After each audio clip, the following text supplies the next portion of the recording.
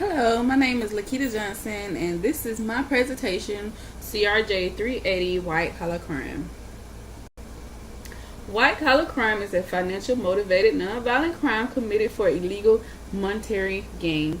Lying, cheating, and stealing is white collar crime in a nutshell. Professor Edward Sutherland, which is the pioneer of study of white collar crime. He argued for the need to expand criminology thinking to include behaviors and persons not generally thought of by either the public or by most scholars of time as a crime and criminals.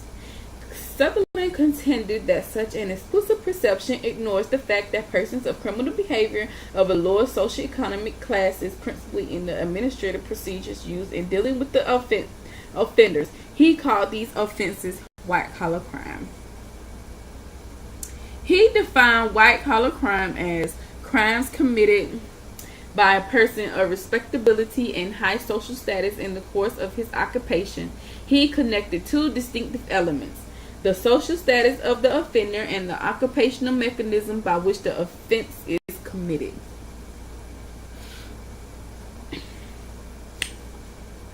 Some cross-sectional studies.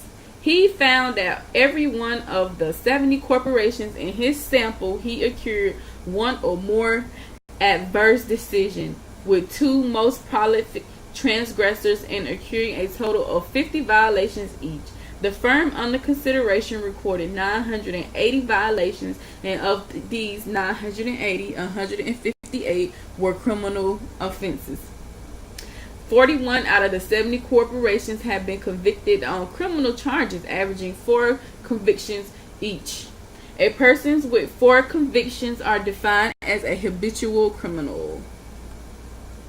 These are examples of white-collar crime, which would be investment schemes, bank fraud, extortion, theft, counterfeiting, tax evasion, money laundering, bribery, insurance fraud, forgery, credit card fraud, and computer fraud. And these are percentages of the white collar crime. The one with the biggest and the highest percentage is price lie, which is 44.9%. The next one would be unnecessary repairs, which is 34.5%. And the next one would be credit card fraud, which would be 32.2%, and so on. Victimization surveys. Another way to measure the instinct of white-collar crime is to ask members of the public about their exposure to it. They have been used for many years to gain more accurate information about street crime. Recently, this data has been used to collect data on white-collar crime. The most common form of fraud are scams involving free prizes and automobile repair rip-offs. The cost of white-collar crime. Economic costs of offenses are difficult to determine. Personal fraud alone, such as repair scams and free prize swindles, cost American taxpayers about $40 billion annually. In 1974, the U.S. Chambers of Commerce produced a similar $40 billion estimate for the following aggregated offenses: bribery, forgery, receiving stolen property, security fraud, deceptive practice, computer crimes, and so on. This is the public's perception. One reason the government pays little attention to white-collar crime is because the public do not express nearly the same degree of outrage over it as they do with street crimes. They feel like white-collar crime is a problem, but it's not that severe.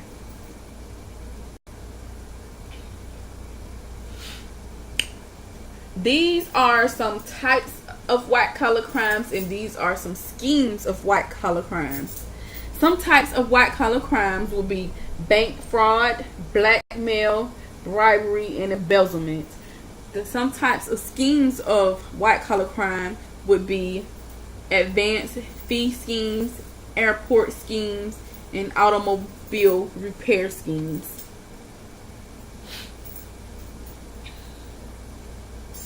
One assumption that business ethics have been challenged would be most people act unethical for 2 reasons. And those reasons would be to make more money and to beat the competition. It has been proposed that new laws that impose tougher penalties on white-collar criminals might well deter some potential offenders. More punitive federal sentencing guidelines have resulted in more white-collar crime provisions. Clinton's administration proposed a code of ethics for American firms known as the Model Business Principle. This principle encourages companies to adopt more scrupulous behavior abroad by producing a safe and healthy workplace, pursuing safe environmental practices, and complying with the U.S. laws in prohibiting bribery. And these are some of the white-collar crimes that made headlines, such as the Enron collapse, which embezzled over $100 billion and was named America's most innovative company. It was ran by Skillings, which was the CEO, and he received 24 years and 4 months in prison for his involvement. And another CEO was Facto, which was, he received 6 years. The founder, which was Kenneth Lay, died of a heart attack before he was sentenced. WorldCom accounting scandal embezzled over $3.8 billion in fraud and ended with the company's bankruptcy, and it was named the largest in U.S. history. Ebrons, which was the CEO, resigned in 2002 of April and was sentenced to 25 years in prison for conspiracy, security fraud, and filing false statements with securities regulators. Some others would be the Bernie Madoff Ponzi scandal, the in-stock trading scandal, and the Adobe collapse. And these would be pictures of those companies that made headlines. The WorldCom, the Enron, Ponzi, the in-stock, and the Adobe. And that concludes my presentation of white collar crime, CRJ 380. Thank you.